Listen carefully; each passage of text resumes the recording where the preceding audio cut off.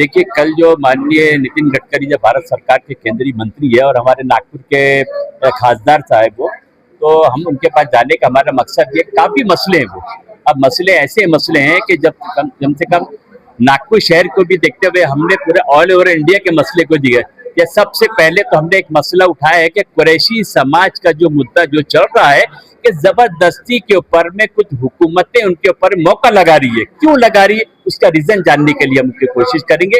अगर वो हमको उम्मीद है कि उस मसले पर वो जवाब देंगे, क्यों मौके क्यों लगाए। जब एक आदमी पुराना अगर कारोबार करता होगा या चोरी कराऊंगा, चमारी कराऊंगा, डकैती किया होगा, मगर वो 5 साल वो छोड़ के वापस आ गया, अपनी लाइन पकड़ लिया है, तो उसके ऊपर मौके किस बेस पे लगाया जा रहा है?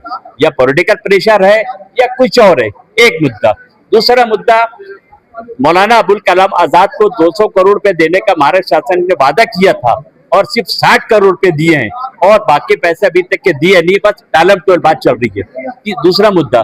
तीसरा मुद्दा, हमारे पास में नागपुर शहर के 6 विधानसभा क्षेत्र के डेवलपमेंट के मसले पर जो है, चाहे वो 6 विधानसभा कोई भी क्षेत्र जो आता हो, ग्रामीण का मसला भी जैसे पेटासूर है और भी इलाके अपना जो पांडुर्ना है, इस मसले में डेवलपमेंट के लिए भी इस मुद्दे को हम गडकरी साहब से पहले ऑलरेडी समय लिए, ईमेल के थ्रू हम लोगों ने समय दिए हैं, तो हम कल जाएंगे और हमें उम्मीद है कि माननीय नितिन गडकरी साहब हमारे को डेवलप, क्यों हम एक चीज और बता देते हैं कि ये तो इसके बैनर के नीचे जा रहे हैं और माननीय शरद चंद्र पवार जो राष्ट्रवादी कांग्रेस पार्टी के, मैं महाराष्ट्र प्रदेश के संगठन सेक्रेटरी होने के नाते मैं हमारे शरद पवार जो गुट के लोग भी जिम्मेदार जो है, क्योंकि शरद पवार एक ऐसी शख्सियत है, उसको चाणक्य कहा जाता है और वो गडकरी साहब भी अपना उस्ताद मानते हैं पवार साहब को। हम तो उनके बैनर के नीचे भी दोनों को लेकर हम वहाँ एक डिपुटेशन देंगे। काफी मसाइल है नागपुर शहर के, कई मसले हैं। कभी तो महापौर बोलती के फंड नहीं है, कभी कारपोरेटर लोग टालम टोल कर रहे हैं एक दूसरे के ऊपर में, कभी कमिश्नर जो था, जब प्रशासक जब तक के मौजूद था, आपके पत्रकार के बताना चाहूंगा इसके, जब तक के प्रशासक मौजूद था बहुत अच्छा डेवलपमेंट हुआ है। जब से ये सरकार चुनकर आई है, चाहे किसी की भी सरकार हो, मैं एक भी तोहमत नहीं लगा रहा, बस वो टालम टोल कर रहे, डेवलपमेंट में बाधाएं पैदा कर रहे, चाहे वो उस पे ढक रहे, वो उस पे ढक रहे, वो उस पे काम नहीं हो रहे। उसकी वजह है कि जनता बहुत त्रस्त है। उस त्रस्त की वजह से हम लोग ने आखिरी कदम उठाए कि माननीय नितिन गडकरी साहब को देंगे और उम्मीद है कि माननीय नितिन गडकरी साहब हमारे मसले को सुलझाएंगे, चाहे वो पट्टे वाटप का मसला हो, चाहे वो सलम डिपार्ट का मसला हो, चाहे एनआईटी के डेवलपमेंट की बात होगी, चाहे वो नजरुल डिपार्टमेंट डेवलपमेंट। हाँ, और नागपुर शहर की अभी रजिस्ट्री बंद करके रखे। क्या वजह बंद करके रखे?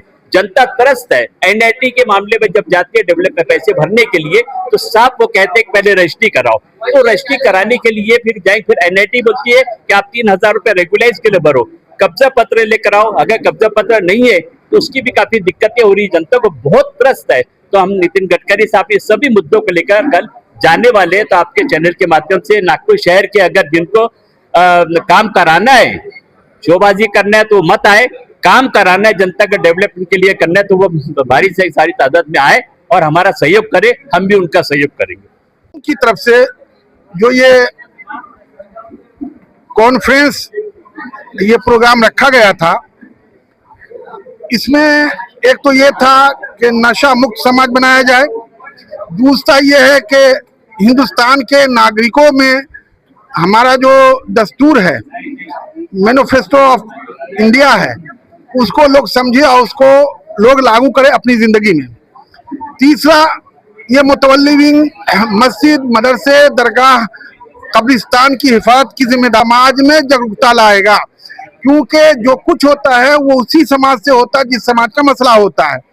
तो मुस्लिम समाज में जो वक्फ की प्रॉपर्टी को जो लोग खुर्द-बुर्द कर रहे हैं, जो कब्जा कर रहे हैं, जो हथिया रहे हैं, जो खा रहे हैं, उसके खिलाफ हम मुसलमानों में अभियान चलाएंगे कि ऐसे लोगों को समाज से दूर रखो, ऐसे लोगों को समाज में इज्जत मत दो, ऐसे लोगों को समाज में बेनकाब करो ताकि ये वक्फी प्रॉपर्टी को ना खाए। एक दस्तूर की कॉपी यहाँ बांटी गई है कि लोग इसके मोहब्बत करें, और ये दस्तूर की कॉपी के बांटने का जो यहाँ से आगाज हुआ है उसको हम पूरे हिंदुस्तान में फैलाएंगे।